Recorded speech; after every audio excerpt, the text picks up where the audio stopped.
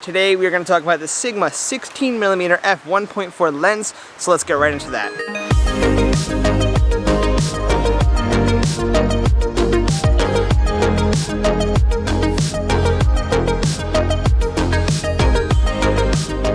The Sigma 16mm f1.4 is definitely not a lens that you should turn your head away from. There's been a lot of raving going on recently about this lens, and for a good reason. It's an awesome lens, particularly for vlogging. Up until now, Canon has kind of, well, you know, they kind of slack with making lenses for their M mount bodies, like the EOS M50, which this video is being shot on currently. And, you know, there's some good lenses. I personally have fallen in love with the 22mm f2 lens for the M mount, but the variety is far and few, and some of them just, you know, they don't really do anything for most people. And regardless of my love for the 22mm, most people want something wider, especially for vlogging. The typical go-to vlogging lens for the Canon EOS M50 is usually the kit lens, the 15-45 or the 11-22. My issue with those two lenses is their low light performance. The maximum aperture for the kit lens is 3.5 and the maximum aperture for the 11-22 is at 4. Personally, I've never used the 11-22, but I've heard a lot of good things about it, and I know a lot of people use it. I just never had the desire to buy it, so I can't say much on that lens, but I do have a lot of experience with the kit lens. So with that out of the way, let's get started with my first impressions of the Sigma 16mm f1.4 lens and why I think it's a spectacular lens for vlogging. So when you first take this lens out of the box, you're going to realize that it has a really good build quality. It has a nice metal mount, and it just feels great in the hand. Sigma did a really good job designing this lens. It just seems like a higher end piece of glass. And when you mount it onto the M50 body, it feels really good in the hand. It adds a nice weight to the body, which can in turn help you stabilize handheld footage a little bit better. So after using this lens for about a week, I'm loving the color reproduction that comes out of it. I think it looks absolutely beautiful when you're shooting with this lens. And the autofocus on this lens is pretty quick. It's not as quick as the Canon lenses for, you know, whatever reason.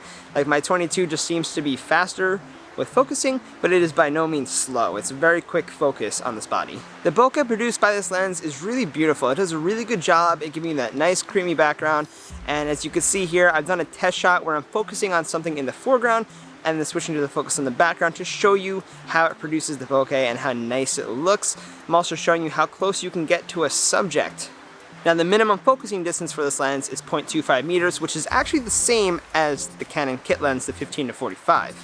Ironically enough. Shooting at f1.4 is truly beautiful. You get that nice blown out background, and this lens is significantly brighter than what the kit lens is capable of. You just have a lot more light being let in with that 1.4 aperture. The Canon M50 kind of lacks in the low light department. I really like to keep the ISO relatively low on this camera. I don't like to bump it past 400.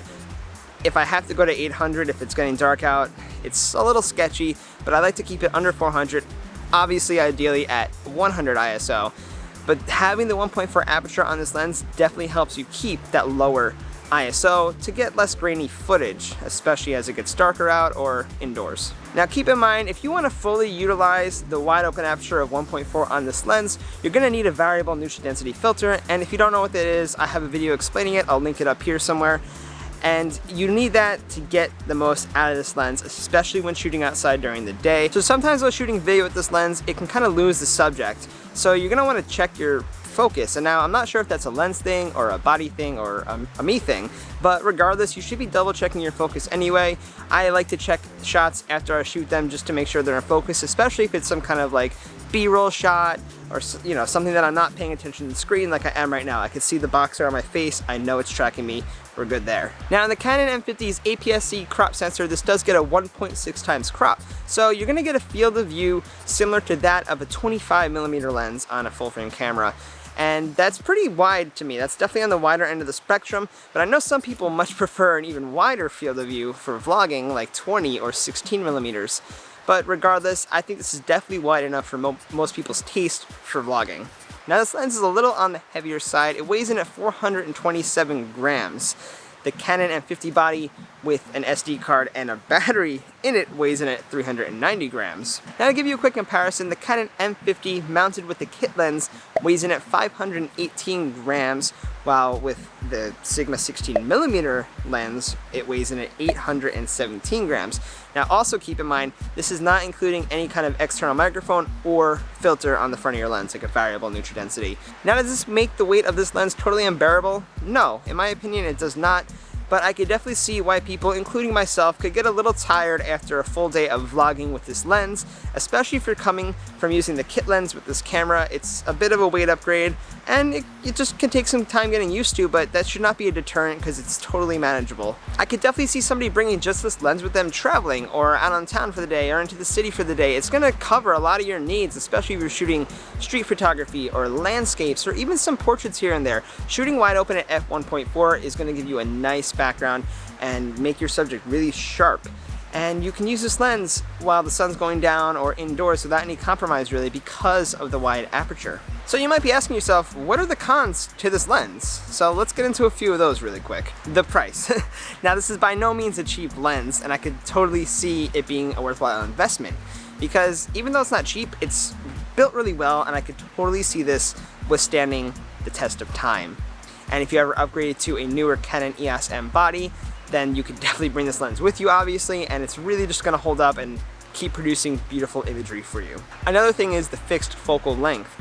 Now, personally, I'm a huge fan of prime lenses. I do own zooms, but I kind of prefer shooting with primes. They're smaller typically, they're lighter, and they allow you to be more creative. So if you're not somebody who needs a zoom on a lens, that's not an issue. But if you are, you know, you might run into a problem. But I'm gonna be honest, when I was out vlogging for the day with this lens, I at no point had any desire to whip out my kit lens because of the zoom functionality. This lens served me for exactly what I needed it to do. There's no image stabilization. Now, this could be something that's preference, and it can bother some people and not others. It might bother you if you don't shoot with a gimbal typically, but for me personally, having no IS doesn't bother me.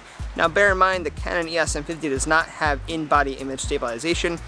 It does offer electronic image stabilization, but I'm not a huge fan of that because on top of the APS-C crop that you're getting, the electronic image stabilization also gives you another crop, and I don't want to just keep cropping in. I'd rather just deal with the little shakes here and there, or stabilize the footage with a gimbal or a tripod. Now I'm going to throw up some test footage on the screen of me walking with this lens, just mounted on a GorillaPod, holding it out at arm's length.